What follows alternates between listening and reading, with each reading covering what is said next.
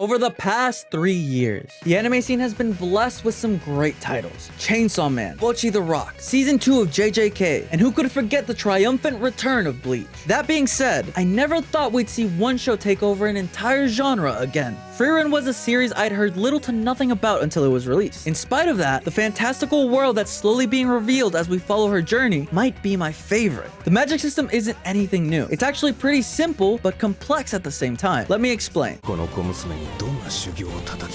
In episode 3, we're introduced to a demon general named Qual that took out 40% of the adventurers and 70% of the sorcerers in the Grove Forest region. He was able to create a spell to pierce all of mankind's defensive magic and equipment at the time. You see, Frieren, in that same episode, explains that his magic was so strong, mages across the world came together to study, analyze, and adapt to it. And after 80 years, Zoltrak wasn't deadly anymore. It was just an ordinary offensive spell that could be blocked by common defensive magic. What's really terrifying about Qual wasn't his magic, but his adaptability. After the whole explanation and hearing the news about the Demon King, he proceeds to make the defensive magic that took 80 years to develop. He eyeballed the spell he saw once. Not only was he able to reproduce it, but explained how it worked and why.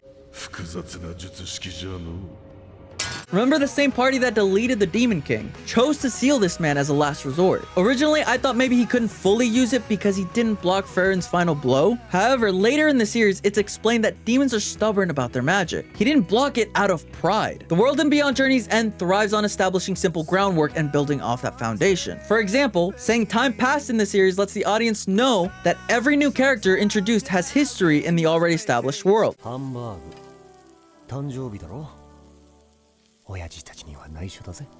I know it sounds dumb, but this is a simple mistake a lot of series make. Randomly introducing characters that could have altered previous events makes for some huge plot holes, which is fine for most people, but if it doesn't make sense, I tend to lose interest. Another series that's really good at this is Jobless Reincarnation, a show that tells you the peak of the power system and slowly unravels the world around the MC. Though somehow Frieren did it better, or at least it feels better. Frieren is insanely strong. She's considered the last great mage and was able to destroy a barrier created by the head of the Continental Magic Association. Even though we've been following her from the start, aside from her experience as a mage, nothing in particular really stands out. And in reality, that's all she needs. Her experience alone is more than enough to fight anything that could potentially stand in the way of our party.